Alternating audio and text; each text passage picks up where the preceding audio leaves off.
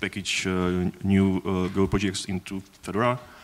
And this tooling is the next thing I have been up to, and it should help to detect API defects. So,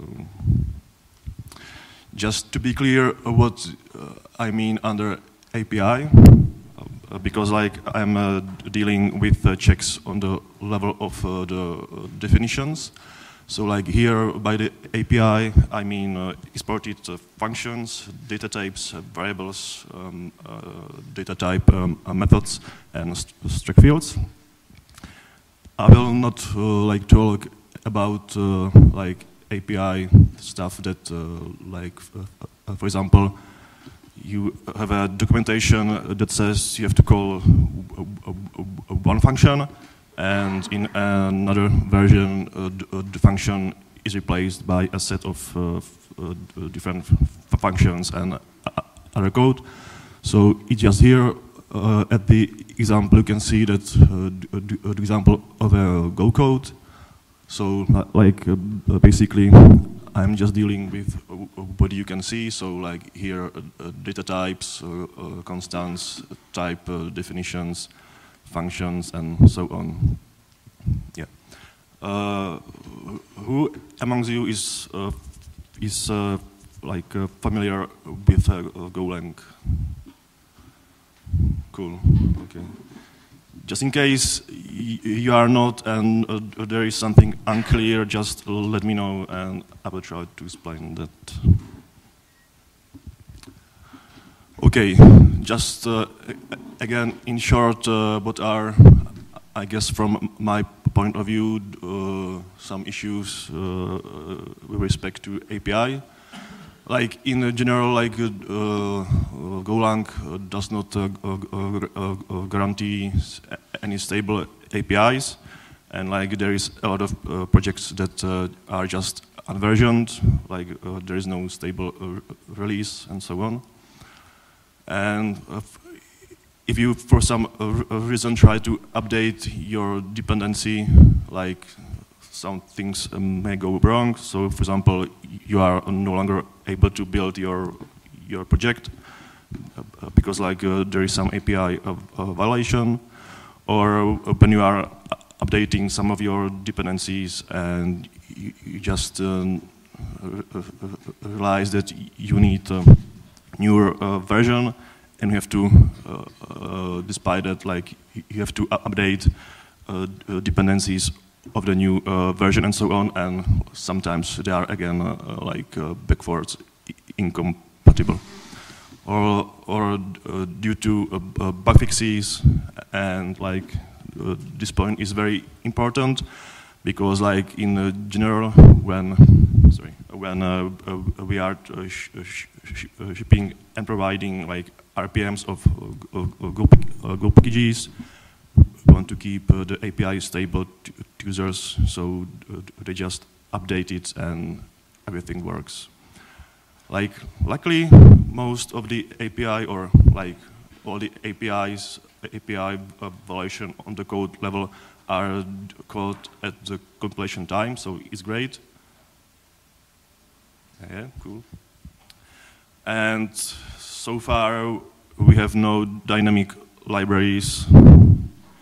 So we are lucky, but once we switch to providing dynamic, maybe, okay, yeah, libraries, we will have to deal with the API and ABI issues anyway. So currently in Fedora, we have about 500 Go projects we need to maintain, and like it would be great to build all of them from the same set of dependencies, but at this point it's not possible, because usually two projects need two different sets of dependencies, and usually like different versions of the same dependency.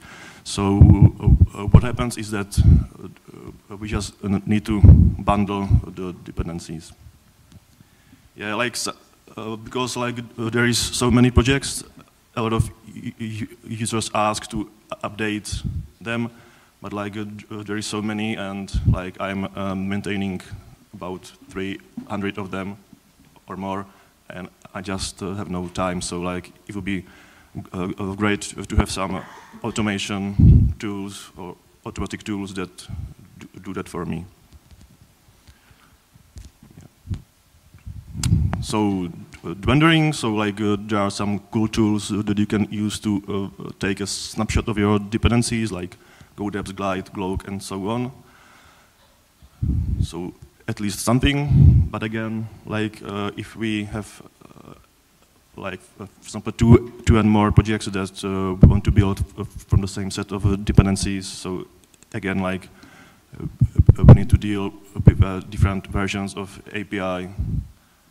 And it would be like great to detect incompatibilities in the API. So, how to detect API changes on the code level? Like one way is to like get APIs of two different versions of the same of the same project, and just compare what is defined and what is missing in the new version, what is different, and so on. And like then say, okay, there are some differences, and like you have to deal with it in some way. But like in most cases, projects usually do not consume entire API of the dependency. So if we just check the portion of the API that is used, we'll get better results. And like basically this tooling is all about detecting the part of the API that is actually used. And so we just need to check this portion. So like if you take a look at this code, like some like for example here in this case, like you know that this is a function or a variable, and it comes from the netlink like package. Like, and for example, there is a data type that comes from the same package, but like there are some, like some, for example, like here that there's a function type, but like we don't know which like return type of the function is. So like we have to get to know the type of this variable, and based on that we can like to get to the point or place where this function is defined, and so on. So like there are some symbols that like we know where they come from right away, but there are some that we need to run some extended analysis to know where they come from. So once we have that, we just compare this subset of the API, and like we get like a better estimation. Because if, for example, there is an API change, like a function is missing or a variable is missing, but like this function or a variable is not used in any code, it's not actually violating the API like for our projects. Yeah, so like I built a tool that is trying to, or that collect all the symbols that are like imported. I use word allocated here, and like so like for each code I get a list of all like symbols from different packages.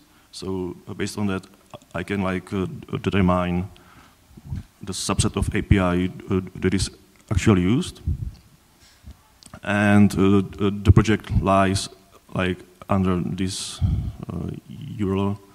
Like it's still in an experimental phase, but like it's already providing some useful results. Yeah. So now the demo time.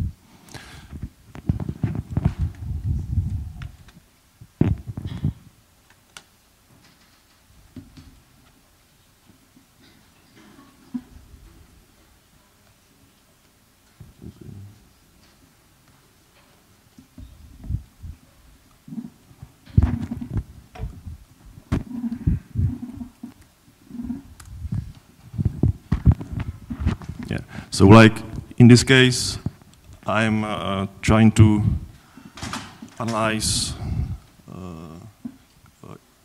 project etcd, and like it's package under package and type. And like if you take a look inside the code, you can then see that like there is this list of symbols that is actually used in the code. So I know that like there is about 9 data types that are used from these packages, then functions, methods, and struct fields, and so on. Like if I have this, then I can like go through each package of my project. Then I can combine all of those lists, and based on that I can determine like which subset of the API is used. So like for example, here I can see that from the standard package format, I'm using those 2 functions, and this sprint is used just once, and errorf is used 3 times.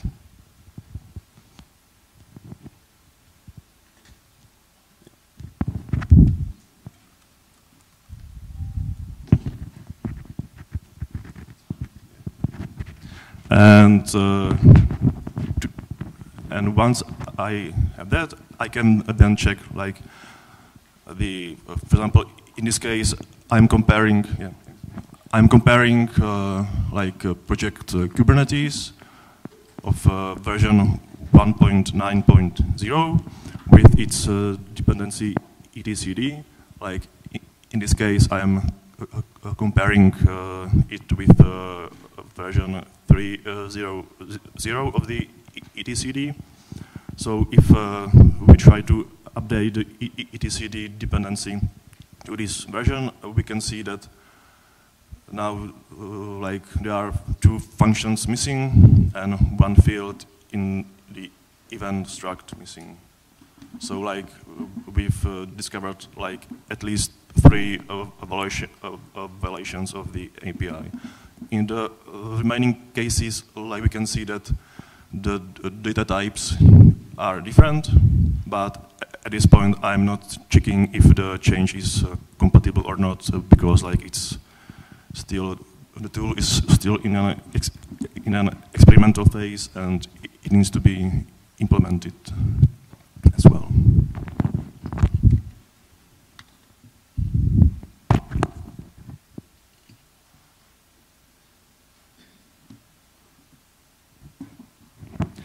And at the end, because like the goal of this tool is to be run automatically, so we can detect API violations during the updates.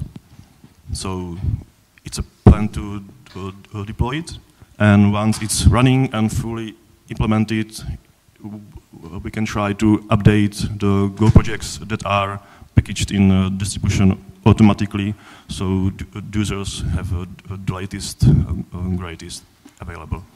Or like because we can like extract the list of the symbols that are used in the Go code, we can then run like additional analysis over it and anything that is needed. So like what is next? I just need to implement the compatibility checks, and because like the output is provided in JSON, you can write your own tooling that can consume that, and based on that you can derive or make some statistics about your code. And of course, like if there is anything you would like to have in the tooling, just let me know and I will try to implement that. So that's all. Thanks for your attention.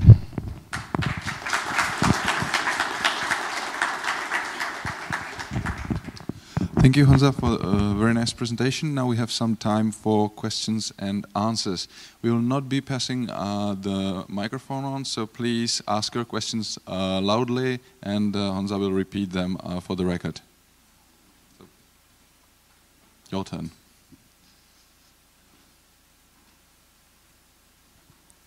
Really? Okay.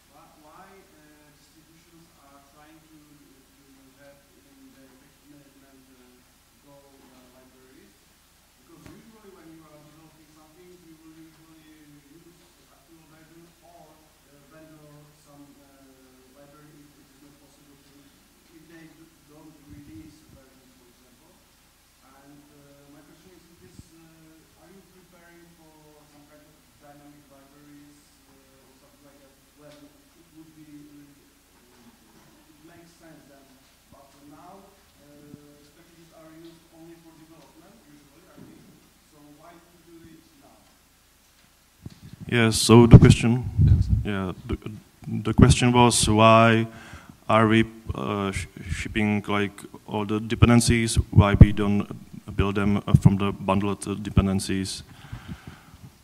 Because like when we started with the packaging of Go projects in Fedora, like there were guidelines that like forced us to debundle all we could. So that was the reason. And why we are like providing these dependencies, like from the same reason, I guess, as all the other, that if there are some bug fixes, we can like fix the packages and then just update it. And when someone just rebuilds his project, he gets the fixed version of the dependencies. And are we preparing for the dynamic libraries? Kind of, we are. But because of this like API breakages hell, we are still not at that point. But yeah, like we are heading towards that. Yeah. Other questions?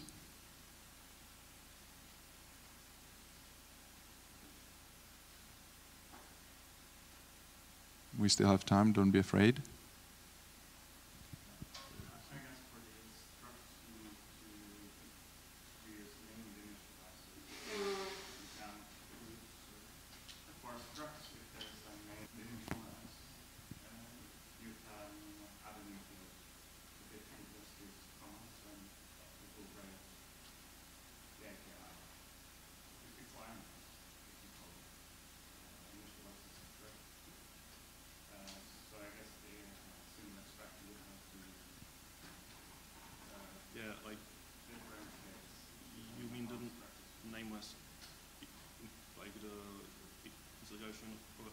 Where there are no names, just the values. Or when you initialize the structure, yeah, like phrases that they don't want to format to, then if you have a first field, it will break. Positional initialization. Yeah, it will break if you will. Yeah. So I think this is an extract. Yeah, what happens if we have a positional initialization of a struct? And the new version just adds a new field. Yeah. Well, I'm trying to check that as well, but like in case I'm also collecting like the like a part of detecting which symbols are used. I'm like generating a list of contracts.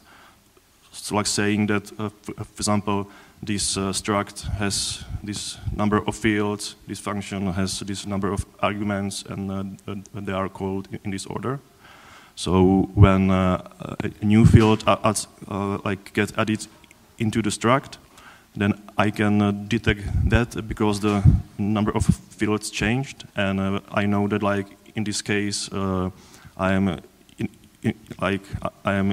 initializing the position like a struct in the positional way, so I can detect that as well. Yeah. Okay, we have room for one more question.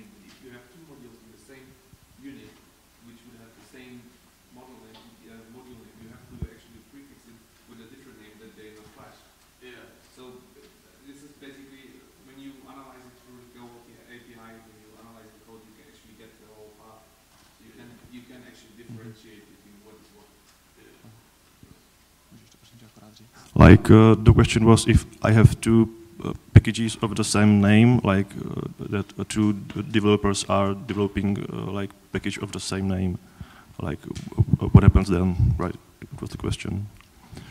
So like every time I am importing a package in a Go file, each package has a unique qualified ID through which I access all its symbols. And if there are two packages of the same name imported at the same time, the Go compiler just yells about it and the compilation fails. So like it cannot happen. Thank you. Time has run out, so